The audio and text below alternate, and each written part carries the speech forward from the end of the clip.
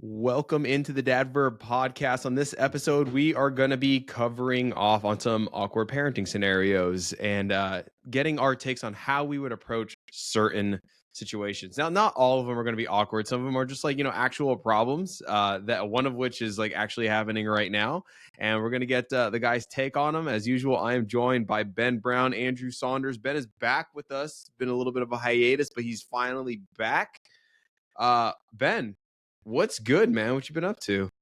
Traveling with the kids. So the last couple of weeks, the last week, basically, we record on Sundays. So I was out Sunday to Sunday on a long family road trip vacation.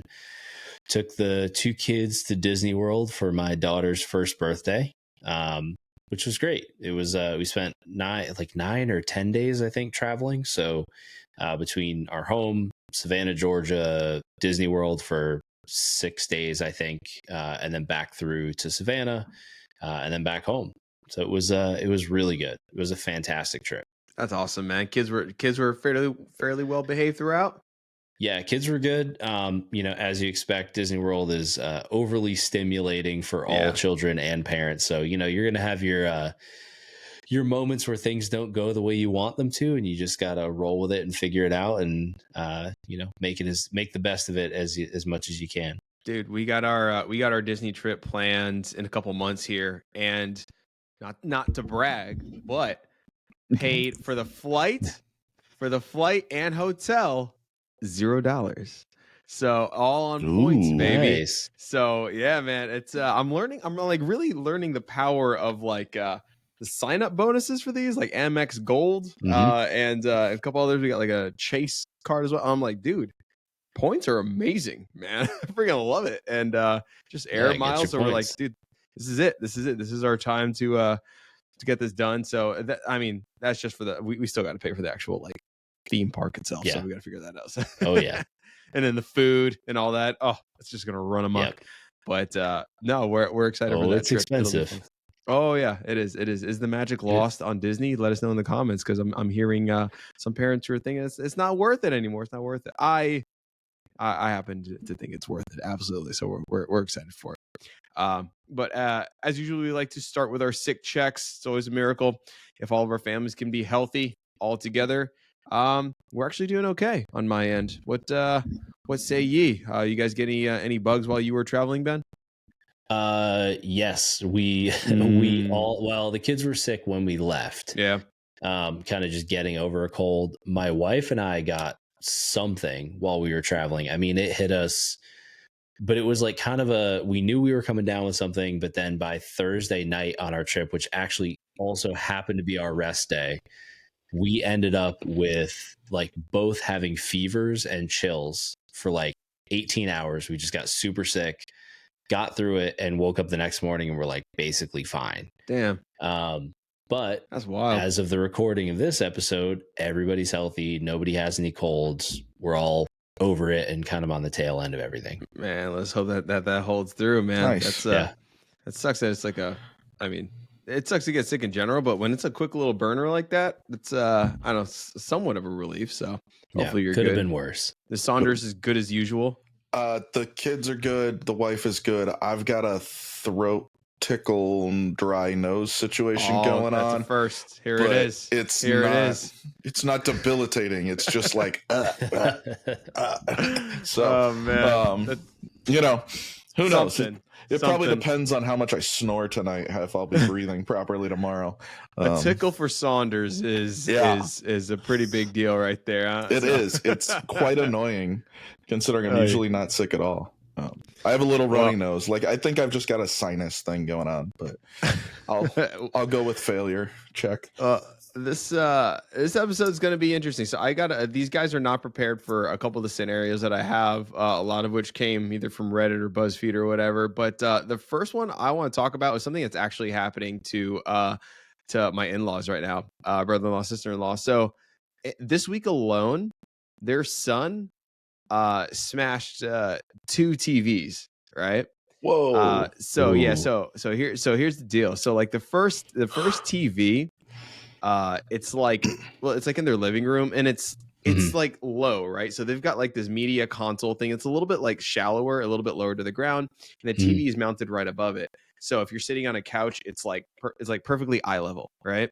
And so it's not too far off the ground, but within reach of the kiddo. And lately,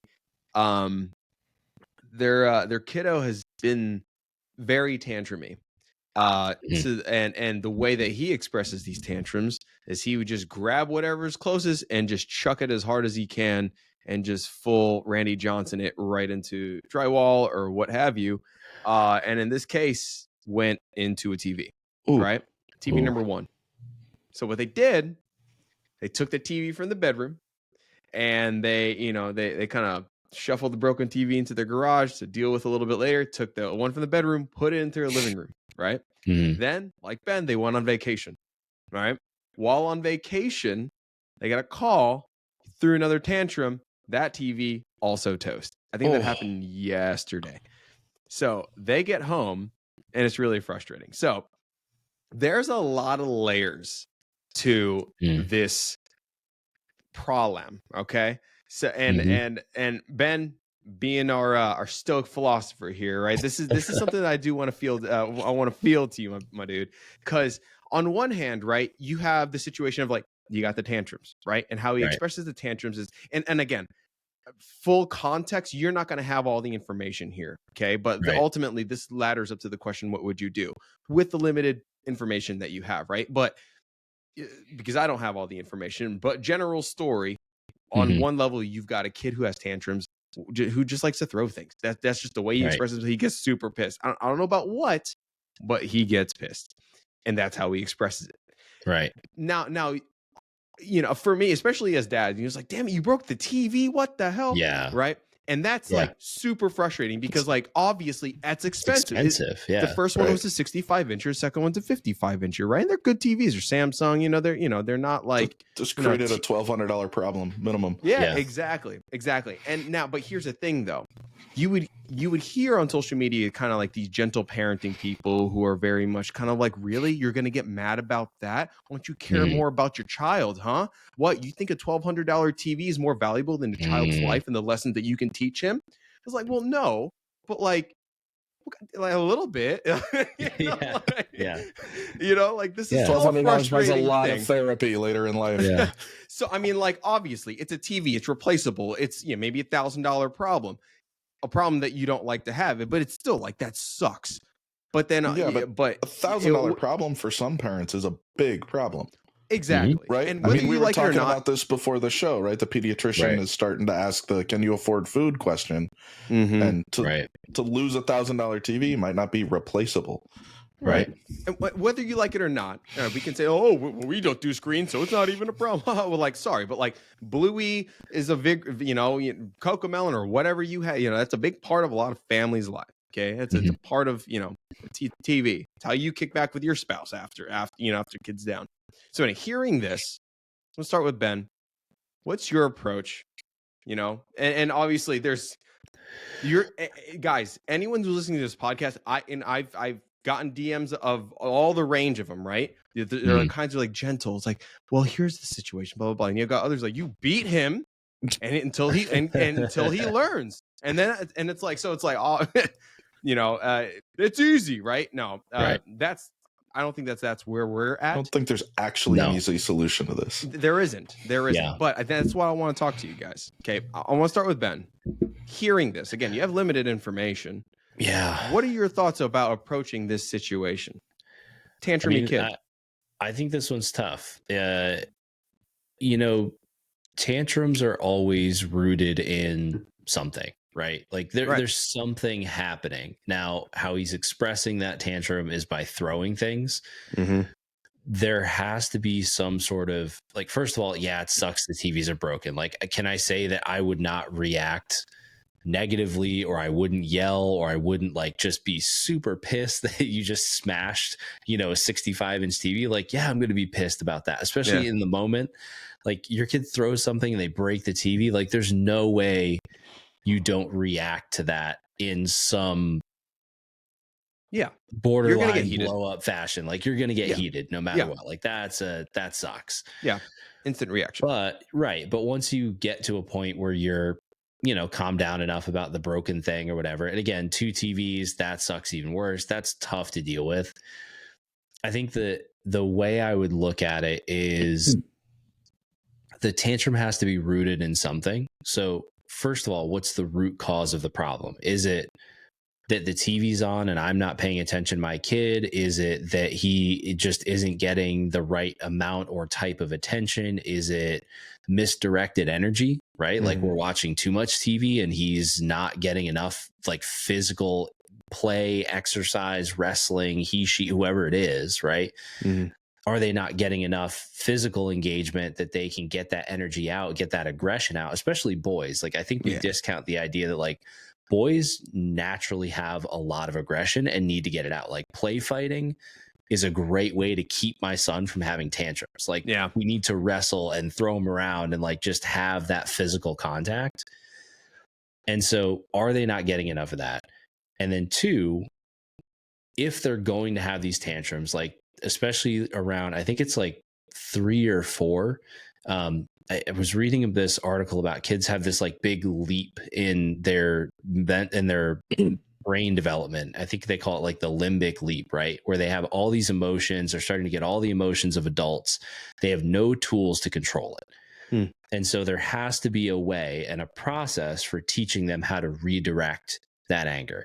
It's like for our son, there was a while where he went through like a hitting phase. Like I think a lot of kids go through this where they don't know anything else to do. They'll hit, they'll bite, they'll do something physical to just try and get this feeling out, right? Because to them, this is fight or flight. Like to them, this feels like a life or death situation. They don't know how to deal with it. And so for him, we looked at like, he got these like little squishy stars. So when he got mad, he could take these toys because he wanted to throw stuff. But we made sure he had stuff he could throw that wasn't going to damage something in the house or hurt us. So it gave him some kind of physical outlet to say, like, I can squeeze these, I can make a fist, I can throw them. Do you have that like in every room anything. Though? Like, yeah, I mean, they're cheap. They're like little, I don't know. They're like 50 cents. They're like little foam stress balls, basically. Yeah, gotcha. But to a 2-year-old, a 3-year-old who is having issues dealing with their anger, it's something they can pick up really quickly. Yeah. And you as a parent see that and kind of go, all right, I know they're mad, right? So now I know what are we dealing with? Like, it's not sadness or whatever. Like they're pissed about something and we need to figure out the root cause and how to deal with it. Yep. It's you bring up a lot of good points, and like knowing this kiddo personally, I mean, maybe there are a couple of things for sure that are out there. Yeah, it's I mean, I've seen it even at my house. Like he likes with cars a lot. He'll have a car and then something will set him off, and he's got like like a larger like Tonka truck or like a little garbage truck that's sizable, and something will set him off, and he's in the middle of playing, and he has it in his hand, and he'll just go hey, and just huck it at something. Luckily, it's never like damaged to anything yet. But it's it's tough because he's I'd say he's always been kind of a tantrumy kid. And it's tough, good parents, but it's I guess there is a deeper thing there that needs to be identified. Saunders, like you hearing this, I mean, beat him now. No, I'm kidding. No, I'm not going to go that bad. No. Honestly, I'm going with more the TV stays right where it is. You broke it. And everyone suffers? Let it sit there for 6 weeks. Let him, like, I've got a phone. I'll watch all my stuff on my phone, right? Mom's got a phone. Yep. I wouldn't have moved the one from the bedroom down. I would have gone with, nope, this is mom and dad's TV. You broke your TV, right? I should have said, for context, kind of like 8, that. He's going from 2 to 3 years old, by the way. That's a key age. Thing. I forgot to mention that. That's I'm sorry. Tough. Continue your thought. He may or may not get the consequence context, right? Exactly. I don't think they're processing that consequence yet. I can tell how you, come it's not on? What the hell's wrong with you? My 2-year-old is starting to get consequence. I mean, she just turned 2, and I think we've very much stressed like, you do this happens in her life, and so she gets that on some level. It's not perfect, and she still throws tantrums, and I'm not sitting here saying like she gets it. But she also understands, like, she finds something on the floor, it is trash. It can go in the trash can, right? And I have yet to find anything in the trash that wasn't trash. So she's figured out those correlations, right? But we've started doing, when I see her getting into that tantrum mode, she'll go stand in the corner, right? Go face the white wall. It's boring. Have your emotion. Or we do we're working on breaths. Take a big breath. And Ben has chatted about this a while. And when you do it yourself as a parent and the kids kind of latch onto it and kind of emulate that, that's a good. We're doing a lot of those. For sure. I'm trying to think of what else we've got. We've started throwing things at our little sister. So far, they're light and small.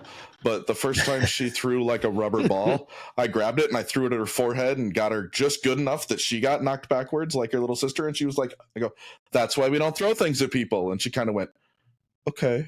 She hasn't done it since, right? Like, I didn't wing her like we were playing dodgeball at 40 years old. Okay, people, I hit her hard enough in the forehead that she got it. It was not. I've tried the consequence thing. I guess it depends on the kid, the way they process and learn. It's going to be different for everyone. But I think I've tried like this happens, now that happens. I think our older one understands it a little bit more, but over time they kind of like forget. So they got to be reminded through it very situationally. Our younger or middle one, that's just not how he learns. That's just not how he operates. He doesn't get it. No, he just like does not process consequence. So it's just no. So we've been working on it a lot. What's that? We've been working on it a lot. Like dinner time now. Yeah, we're starting to work on the. No, you don't get. she calls food yum yums. Right, so you don't get more yum yums if you don't eat your dinner. Like, there is no snack later, or you can't have a piece of dad's chocolate or whatever. Because, and then it'll be, but here's your plate that's like 2 hours old and still cold. You can have that. And she started to get the like, okay, I can go back to my dinner food if I'm still hungry. And she's starting to get picky. Like, she likes pepperonis. But she doesn't like cheese with marinara, but she likes bread with marinara. But she likes all the pizza if I can get it on one slice in her size. Like, it's it's very interesting to watch this child feed. Well, anyway, guys, if you guys are tantrums it's going to be an ongoing topic that we're probably going to cover on here and there because that's just part of life. That's just what we're all as parents are going to have to continue dealing with. It's extremely frustrating. It's like, man, and there's just so many different scenarios and types of kids that they have to navigate, and it's a really tough thing. But if you guys have any thoughts on that, or you guys have any situations like that, just share. Let us know. I would recommend. What's that? I would recommend your in-laws mount the TV higher on the wall. I think that is where they're trying to. There's like a mantle, and now they're going to go a little bit higher. But that said, there was one time in our house we got a high mantle, and he threw something and got a little bit high, and we're like, "Geez, man, here we go." It's always, I mean, it's always stressful. It might be worth removing the ammunition, right? Like, there's simple. It's toys though, man. How are you going to remove toys? It's tough. You want to throw stuff? You get plushy toys that don't fly far. Here's a wiffle ball. Like, Pokemon good luck winging that across the house. Pokemon plushies. There, I figured out a way to weasel Pokemon in. All right, guys. I want to go into the next question. This is probably a little bit lighter, but it's awkward, right? Okay, we usually buy green or yellow kinds of apples that my husband and I like. Our son likes red apples more, but he almost never eats them, so they go bad. We're on a walk one day. I only have my keys with me, no wallet. We walked past a fruit vendor, and there were red apples there. My son says in a miserable voice, "I wish I could eat an apple. It's probably so tasty. At least one. I wish we had money." I felt terrible and embarrassed. What would you do? That was some lady on Facebook who posted. So in the moment, you're a good parent, but in that one moment, your kid on a very public setting suddenly makes you feel, or makes everyone around you, gives them the impression that they're starved. You don't treat them well. Don't give them fruit. You're poor. All that stuff. In that moment, is that just something that you're just like, you just roll off like whatever, no one cares? Is that a teaching moment for your kid? What do you do? Depending on the age of this child, that is a learned behavior by somebody else in the family, in my opinion. That is a repeated emotional manipulation. That is not a cognizant thought by a under 10-year-old. This is definitely yeah. I think this is definitely sounds like an older kid. Yeah, like that's just pure like manipulation. Like, yeah, that is. That would, if this was a teenager in my life, I'd be like, well, you're not eating dinner tonight. How do you feel about them apples? Like, just is that something that you just roll off though, and you just kind of like whatever? It's it's not going to happen again, or is that something that requires a little bit of discipline and some talking to? Or is that just a funny moment? One-off funny comment where I feel like crap for being a parent. Good on you, kid. You got one. Repeated comment in public. Yeah. That's a discipline discussion because that is not appropriate to make people in public think I don't feed you, right? Like, okay. I got you. Does that make sense? Like, it's a very delicate line to play, but I got you. I think that's very much like you got me. Good job, little Johnny. Yeah. Don't do it again. I know. Like knowing my kids, I don't know. To me, it you're right. If it was like a repeated thing, then I don't know. But I'm coming from it from the context of my kids, and it's just like I don't know. It doesn't seem like it would be an ongoing issue. So in my head, it's just a one-off comment. So I'd probably just kind of let that roll and just let that be a funny story for the archives. Not enough context on this Facebook post. Yeah. All right. Here's a different one though. All right. This is a little bit more innocent, but still like, okay, we're in a bus with my daughter. It's early in the morning. There are a lot of people. Lady comes in. She didn't smell too good. Daughter says very loudly, "Wow, that lady stinks." I told her she's not an animal. Don't say stink. She said, "Well, she stinks like an animal." Yeah, there you go. So now that's not learned behavior. That's an innocent thing. It's like they call it as it is. That's a young kid thing. That's a 3, 4, 5 year, 3, 4-year-old impulsive, no filter moment. You have a couple layers there. There's like a teaching like, hey, here's how we like approach a public situation. Here's what we say, here's what we don't say. And then there's the actual like the offender and then the victim, right? Of this one. Victim. Of this vitriol spewed by a 3-year-old. I mean, in my head, it's just a quick apology, like, I am so sorry. Like, do you mitigate it? Do you just kind of like, you actually smell fantastic. I'm so sorry. And then you kind of excuse yourself, or you just kind of like, I'm sorry.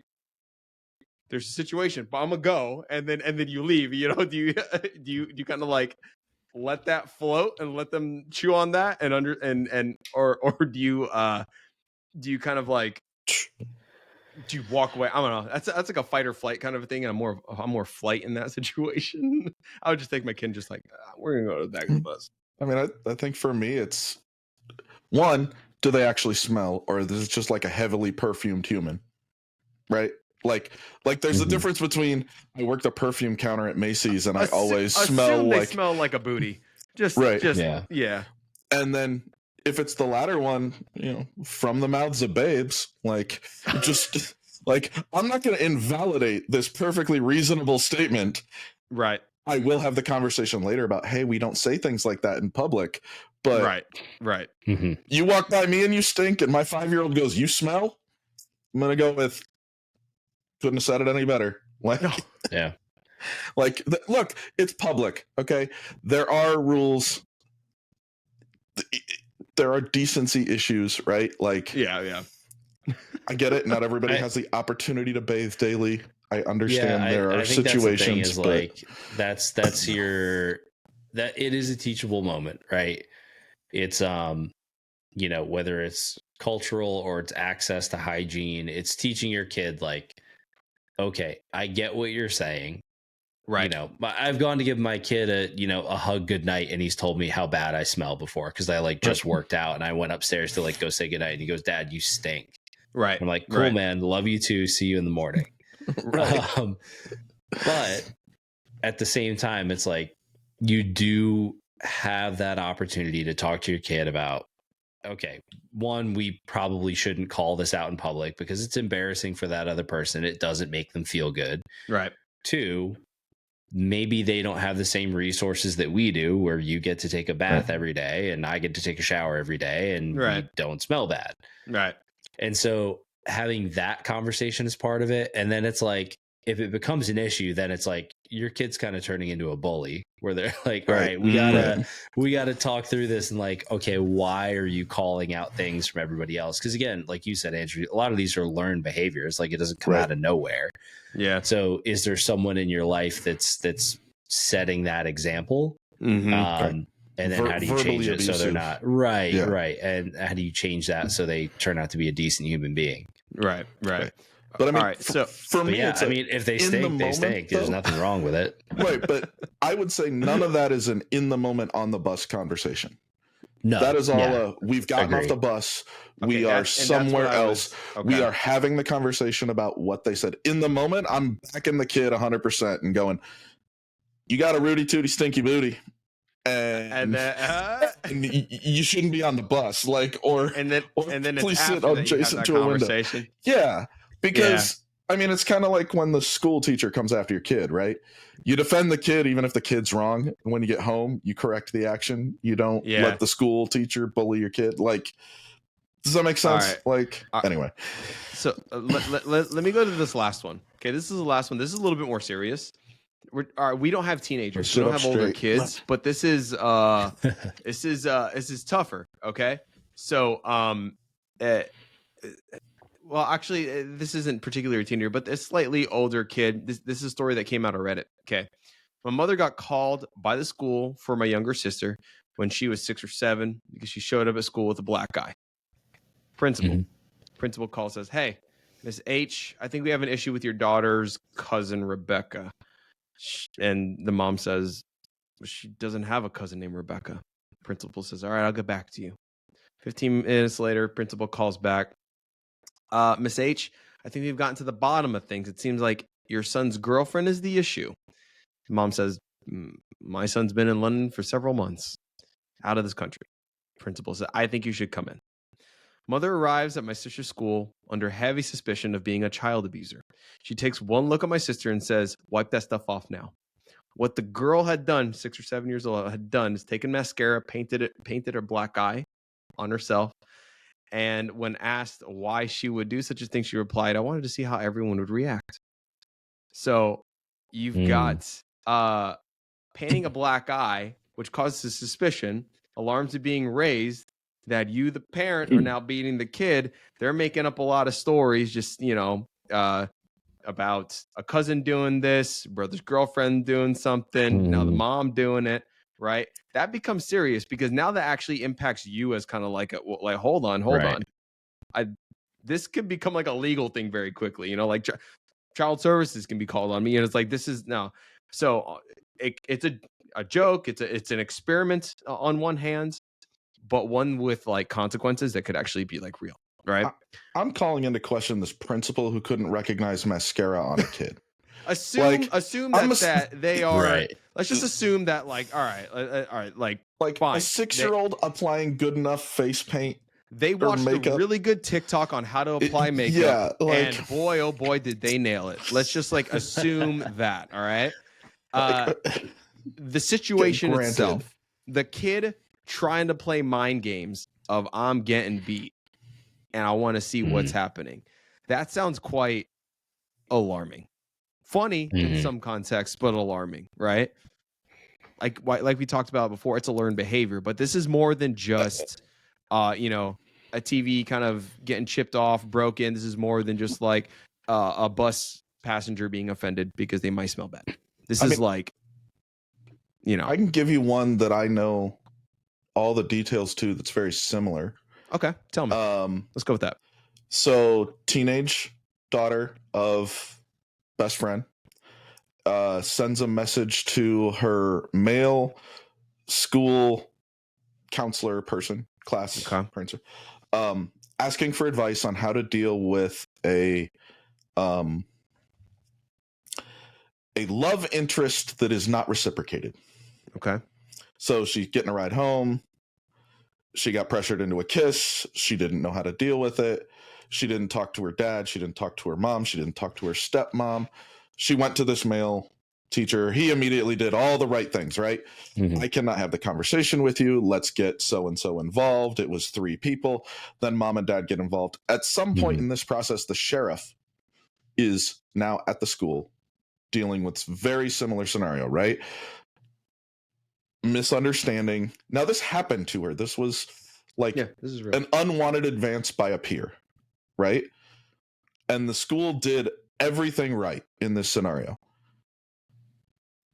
Mom wanted to pursue charges, and the school, the daughter, the father, the sheriff, and the other kid's parents are like, look, we've all talked about it. The kids are fine. We all have a good understanding. Let's let it go.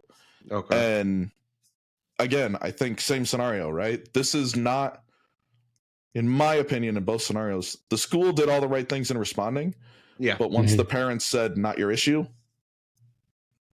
let it go, walk away.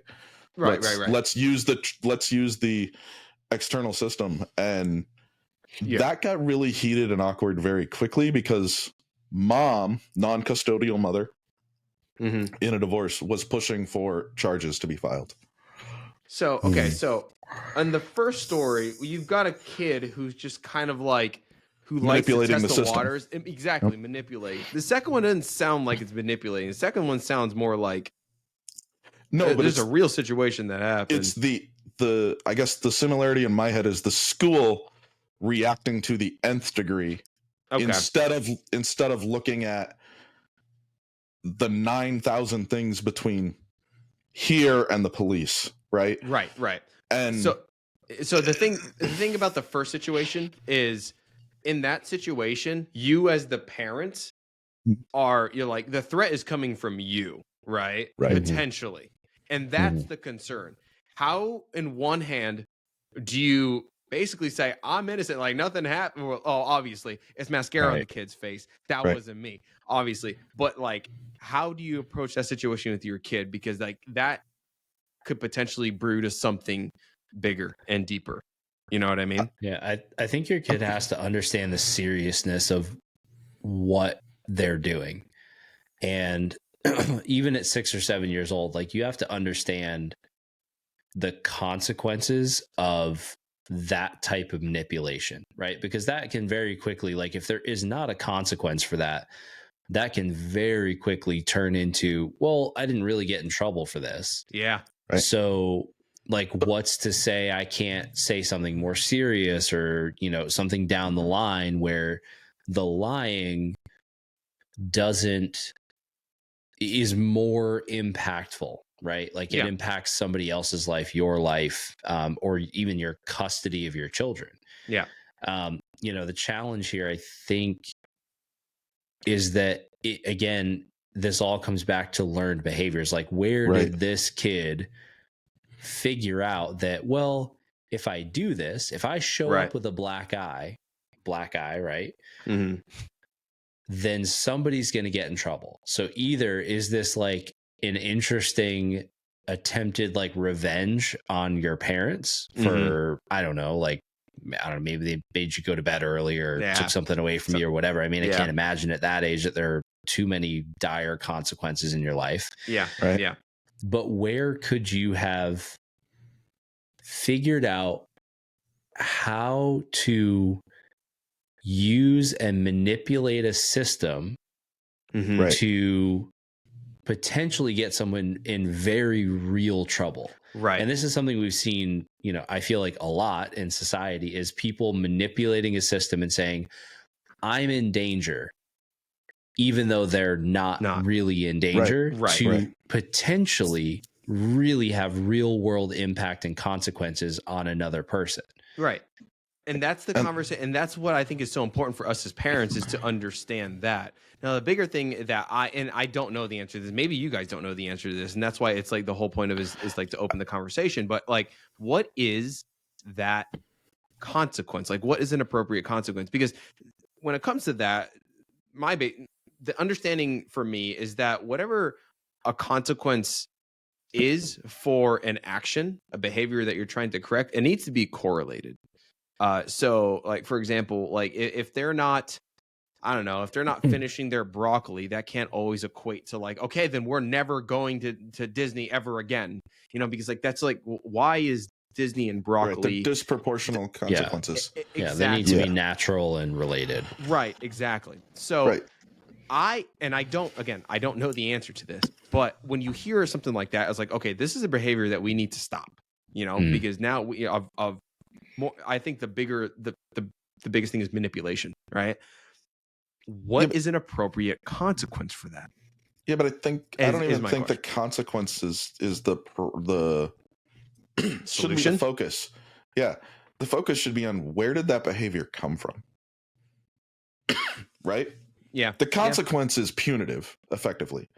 Yes. So the question in my head is not, what am I going to punish my child for doing for putting me in this weird situation, right? It's why did my child think that was a way to get attention? No.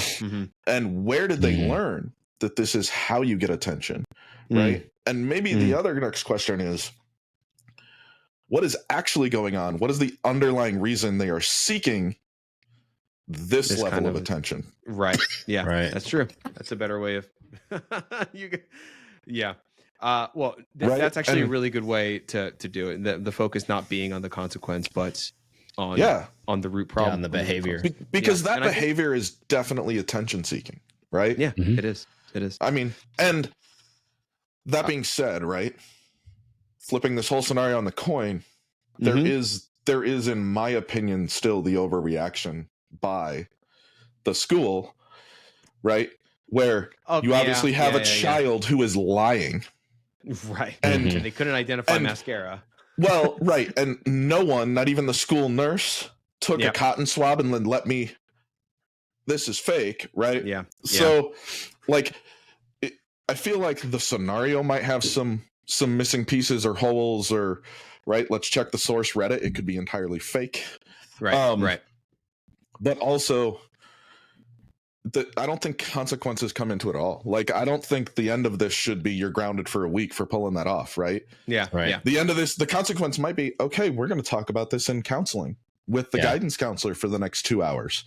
Right. Or we're going to go in to do counseling once a month, or right. The consequences helping you. It sounds like a therapy situation, to be quite honest. Yeah. And so, interesting combo for this episode. It's cool because, I think across a majority of all of these, it's less about, what you do in reaction to a certain situation, but more about where was the root of that situation in the first place, and how can we go back and address that? So as opposed to, treating the symptom, more treating the root cause. So cool combo. If you guys have any thoughts on this, please share them through either DM or in the comment section of our YouTube video. We appreciate you tuning in for another episode, whether that's through YouTube, through Spotify, through Apple, or wherever you get your podcasts. I always have to remind myself that this is not just a visual thing, but it is it is an audio podcast. But for those of you who continue to tune into the Dad Verb Podcast through the Dad Verb YouTube channel, we really appreciate that. Any sort of comments are greatly appreciated and very much welcome. That'll do it for this week's episode of the Dad Verb Podcast. Check the links in the show notes or the YouTube description if you want to join us on Discord. And you can visit dadverb.com for courses from pregnancy up through year one of fatherhood. As always, thanks for listening, and we will catch you on the next one.